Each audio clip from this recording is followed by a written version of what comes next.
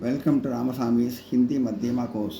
हिंदी मध्यमा पाठ्य पुस्तक भाग 1 ரெண்டாவது போயம் ஏக் பூந்த் ஒரு மழை துளி. அந்த போயம் வந்து போன கிளாஸில் போயமும் இஆர்சியும் பார்த்தோம். இப்போ அதை வந்து அந்த அந்த போயத்தில் கொஸ்டின் ஆன்சரும் சாராம்சமும் பார்ப்போம். எஸ்ஏவும் निम्नलिखित प्रश्नों के उत्तर लिखिए. வாக்கியத்தில் அமைத்து எழுதுவோம், பதில் எழுதுவோம் போட்டிருக்கு.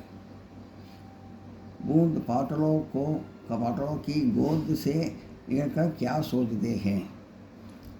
மழைத்துளி बूंद மழைத்துளி पाटलों को गोद மழை மேகத்திலிருந்து மடியிலேருந்து மழை பார்த்தோன்னா மழை மேகம் கோதுனா மடி மேகத்தின் மடியிலிருந்து சே நிகழ்கர் வெளியில் வரப்போ क्या सोचते என்ன யோசிச்சது. पाटलों की गोद से निकलकर बूंद यह सोचती है कि यह कहाँ जाने वाले हैं. மேகத்தோட மடியிலேருந்து வெளியில் வரப்போ மழைத்துளி இந்த மாதிரி யோசிச்சது. கஹா ஜானே வாழ நான் எங்கே போய் கொண்டிருக்கிறேன்னு தெரில, நான் எங்கே போய் கொண்டிருக்கிறேன் அப்படின்னு யோசிச்சது. और वह अपने आप को बचा पाएगी या मिट जाएगी. அதாவது நான் வந்து பஜா பாயிங்கன்னா நான் வெளில வந்து நான் போயின்ட்டுருக்கேன். வெளில விழும்போது தப்பிச்சு போவேனா இல்லை அழிஞ்சு போவேனா. பஜா பாயகின்னு தப்பிச்சு போவேனா யானா அல்லது மிட் ஜாயகி அழிஞ்சு போவேனா அப்படின்னு யோசிக்குது. நான் நோட் பண்ணிங்க.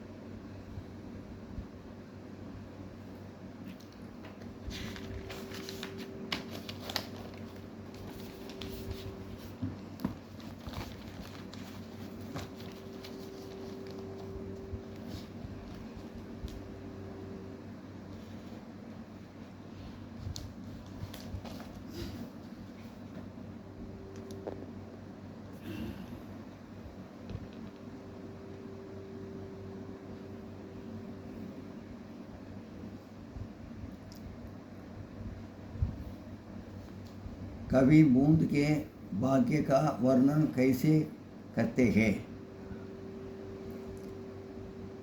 கவிஞர் வந்து மழைத்துளியோட பாக்கியத்தை எப்படி சொல்லியிருக்கிறார், எப்படி வர்ணம் பண்ணியிருக்கிறார், எப்படி சொல்லியிருக்கிறார் அப்படின்னு கேட்டிருக்காங்க.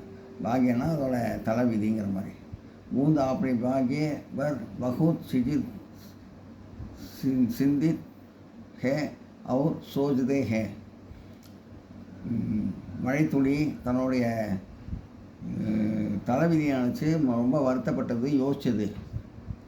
है कि उसका भाग्य अच्छा या बुरा है. என்னோட தலையெழுத்து இப்படி தானா, நல்லதாக இருக்குமா கெட்டதாக இருக்குமா அப்படின்னு யோசிச்சது. பாக்யானா இந்த தலையெழுத்துங்கிற மாதிரி அர்த்தம். वह अच्छी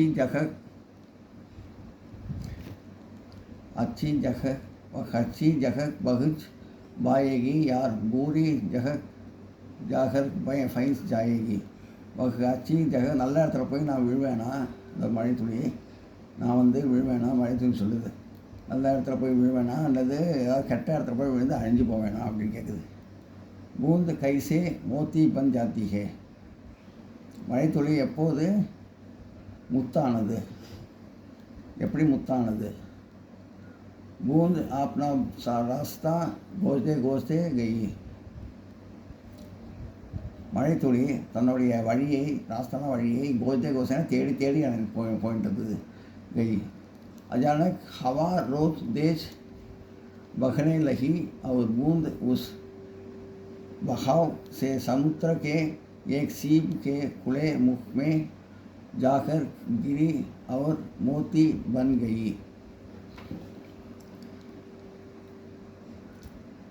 மழைத்துளி தன்னுடைய வழியே தேடி தேடி போயிட்டு இருந்தது. திடீரென்று ஒரு காற்றடிச்சது. அஜானக்னா திடீரென்று, ஹவானா காற்று, தேஜ் ஹவானா புயல் காற்று மாதிரி பகனே லகி அடித்து அவர் பூந்து உஸ் பகாவுக்கே சமுத்திரக்கு அந்த சமுத்திரத்தை நோக்கி விழுந்தது. அது காற்றடித்து சமுத்திரத்தை நோக்கி கடல் நோக்கி விழுந்தது. அங்கே இருந்த சீப்புனா சிப்பி, குடே முக வாய் திறந்து இருக்கும் சிப்பின்னு அர்த்தம். சீப்பு குடே முகனா வாய் திறந்த சிப்பி போய் ஜாகர் கிரி அவர் மோத்தி பன் காய், அதில் போய் விழுந்து சிப்பிக்குள்ளே விழுந்து, வாய் திறந்த சிப்பிக்குள்ளே விழுந்து நல்லா மோத்தி முத்து மாதிரி ஆகிடுது, முத்து மாதிரி அழகாக ஆகிடுது. एक बूंद कविता के उद्देश्य क्या है. ஒரு மழைத்துளியில் இருக்கிற கவிதையை பற்றி என்ன கருத்தை சொல்லியிருக்காரு. மனுஷனுக்கு ஆசாவாதி ஹோனா ஜாயிகே, மனுஷன் வந்து ஆசையோடு இருக்கணும், அதாவது ஏதாவது லட்சியத்தோடு இருக்கணும், வீட்டுக்குள்ளே பயந்து படுத்தக்கூடாது, வெளில வரணும், நல்ல ஆசை இதோடு இருக்கணும் அப்படிங்கிறத வந்து சொல்லியிருக்காரு.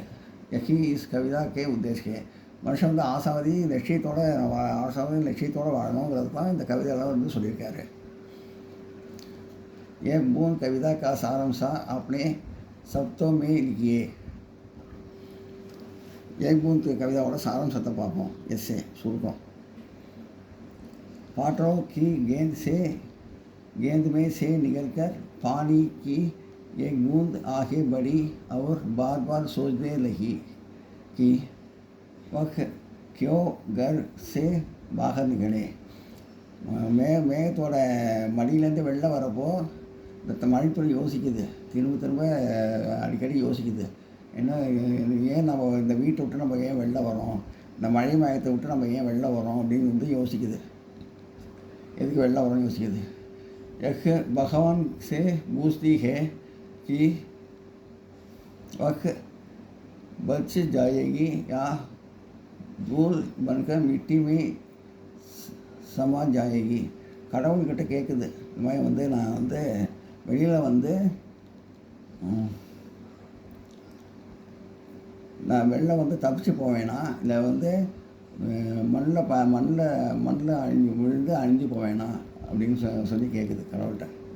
वह पूछती है कि वह अंगारे में पटकर जल जाएगी या कमल के फूल के तलों पर गिर पड़ेगी. வெளியில் வந்து நான் வந்து நெருப்பு மேலே விழுந்து அழிஞ்சு போவேனா, அங்காரேக்ஸே பட்கன் ஜல் ஜாயிங்கன்னா நெருப்பில் விழுந்து அழிஞ்சு போவேனா, இல்லை கமல்கே பூல், கமல்னா தாமரைங்கிற பூவோட இலை மேலே விழுந்து அப்படியே இருப்பேனா, அதில் போய் விழுந்து இருப்பேனா, பெட்டல்ஸில் போய் விழுந்து இருப்பேனா, தாமரை பூவோட பெட்டல்ஸில் போய் விழுவேனா அப்படின்னு கேட்குது. उस समय एक हाई सी हवा बहने लगी जिससे वह बूंद अनायास के समुद्र में जाकर गिर पड़ी. அந்த சமயத்தில் வந்து திடீர்னு வந்து ஒரு புயல் காற்று அடித்து அது அனாயாசமாக வந்து சமுத்திரத்தை போய் விழுது. சமுத்திரத்தில் எங்கே விழுது, சமுத்திரமே ஏன் சுந்தர் சீப், அங்கே இருக்கிற ஒரு அழகான சிப்பியில் வந்து மூக்குக்கெல்லாம் அது முக்கு திறந்து கிடந்தது, முத்து வாய் திறந்து கிடந்தது, சிப்பியோட வாய் திறந்து கிடந்தது, ஐ மீன் முத்து இல்லை, சிப்பியோட வாய் திறந்து கிடந்தது.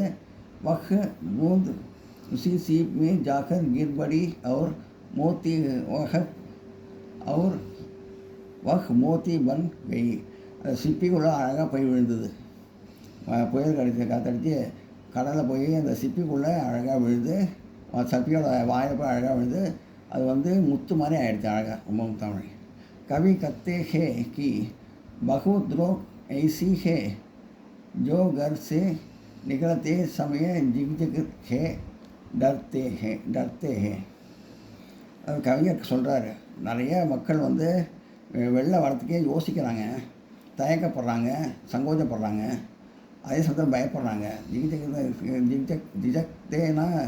ஜிஜக்தேனா சங்கோஜப்படுறது, டர்த்தேனா பயப்படுறது, வெளில வரத்துக்கு பயப்படுறாங்க. लेकिन घर जोड़कर धीरज होकर बाहर जाने से वे बूंद की तरह मोती महान व्यक्ति भी बन सकते हैं.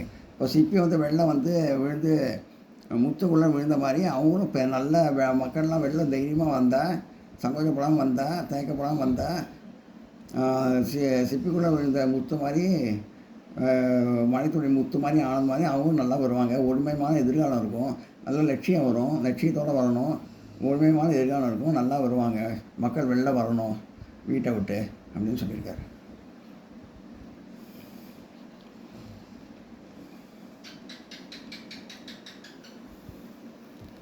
எல்லாம் நோட் பண்ணிங்க.